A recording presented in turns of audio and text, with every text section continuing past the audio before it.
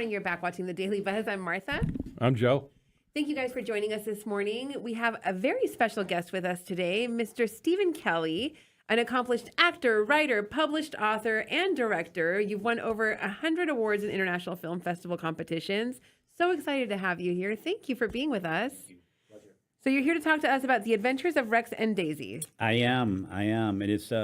It's my first book in a series, hopefully. So Rex and Daisy are two dogs. Henry and Emily are children. They're 9-year-old twins. They live in Denver, and the two dogs can talk. And they help Henry out. In the first episode, he's playing baseball and he's struggling. So the way I wrote it was that the kids don't know that Rex and Daisy can talk. So Henry's playing baseball one day, has a rough day. So the two dogs go into his bedroom and they're talking amongst themselves. And like, wow, we're really worried about Henry. He's upset. Henry wakes up. He's like, what? You guys can talk?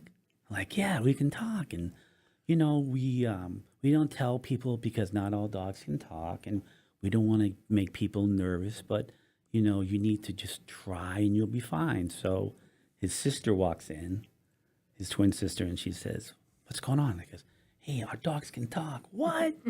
So the story goes on to where he plays baseball again, and he strikes out. And he's really disappointed, upset.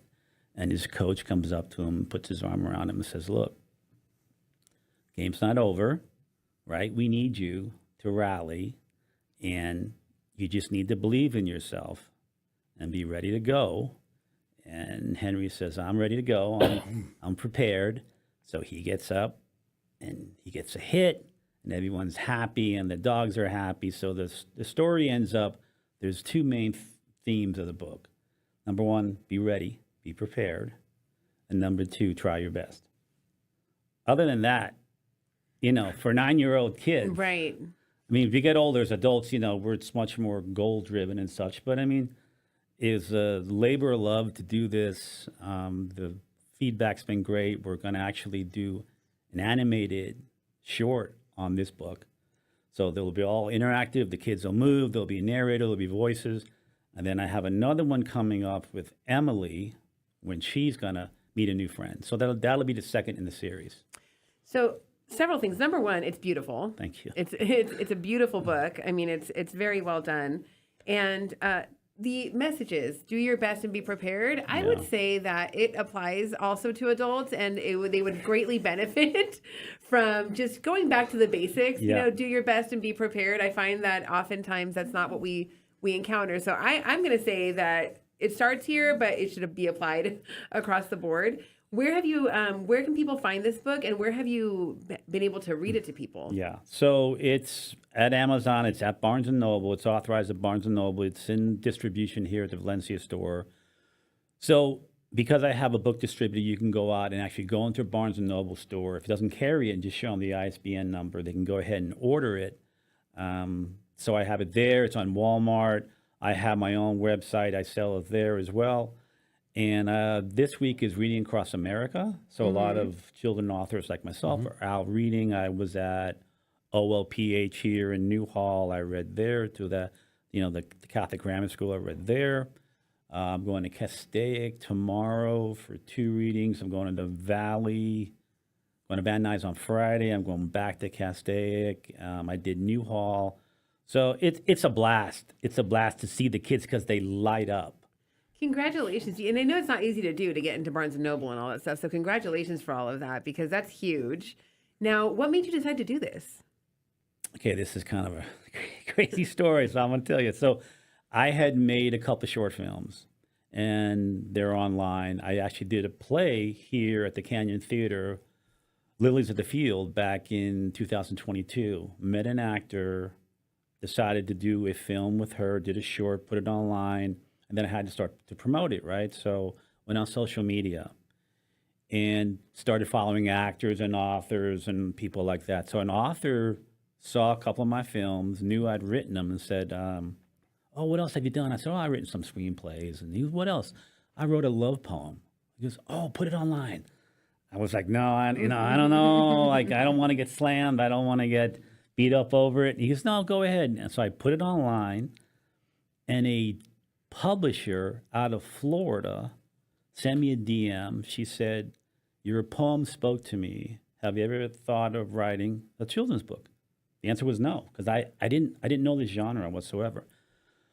So I said no, and she said, well, you should really think about it. I go, okay, I'll think about it. And then I did a little research online, figured out the age groups, right? And then it's about age group and word count. So I went back to her and I asked her, I go, well, what age groups do you work with? She said, oh, 5 to 9, 5 to 10. Okay, great. She gave me a word count. I came up with a manuscript. I'm a dog lover. We have a dog that looks just like just like Daisy. So I wrote it, I sent it to her, and she said, I love it, I'll publish it. So it got published, and then I found a book distributor out of New York who was then able to get it into Barnes & Noble, get it authorized in Barnes & Noble. Then it's also at Ingram, which is one of the largest scholastic book suppliers in the country, out of Indianapolis, I believe. So the schools can get it, and you can get it at Barnes & Noble. Yeah, so literally, because of social media, this author in LA who I've never met was the one who said, post it. Through that, someone in Florida, and then here you have it. Wow, the rest is history. Yeah. What kind of a series are you thinking about making of it?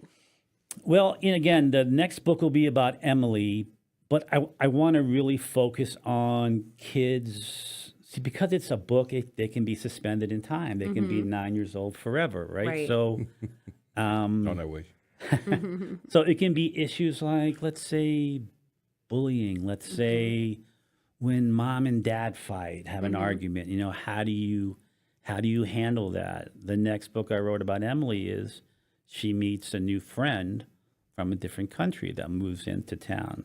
So she learns a different culture, different food, different language. She learns that different's not bad. It's just different. Right. Right. And just being able to, look at the world from a different point of view. So, yeah. So we'll keep going. Again, the first thing is going to be doing the animated version of this book. And then that could be a trailer to possibly an animated series. Right. Who knows? Really depends on the feedback. But we'll just keep going. It's a labor of love to do this, because you go to the schools and the kids, they light up because they know a Rex, they know a Daisy, they know a Henry, they know an Emily, right? And it's amazing the things they pick up in the book that I don't even pick up. Like I'll read it, I'll open it up, and they'll be like, "Oh, look, there's 8 stars in that photo," and I'm like, "Oh yeah, you're right." Oh yeah, you're right. Like they're super in tune. Yes. With it's so interesting with their perspective. And like I did readings yesterday, and all these kids were like, "Yeah, I want to write too. I write." I go, "That's fantastic." Or me and my buddy Liam, this kid said this to me yesterday in front of everybody. We're gonna partner up and we're gonna do a cartoon together. They're in first grade. I'm like, great. Hey, we're gonna run up against the time. So tell people where to get the book again.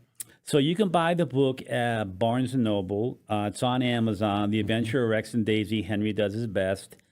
I have a website, StephenMichaelKelly.com. It's on there as well. But primarily Barnes & Noble. If they don't carry it, you can go ahead and show them the ISBN number, and they can order it. Okay, great. Well, it's a pleasure having you here today. Thank you so much. Thank you so much Appreciate it. for being here. You're watching The Daily Buzz. We'll be back with you in just a little bit.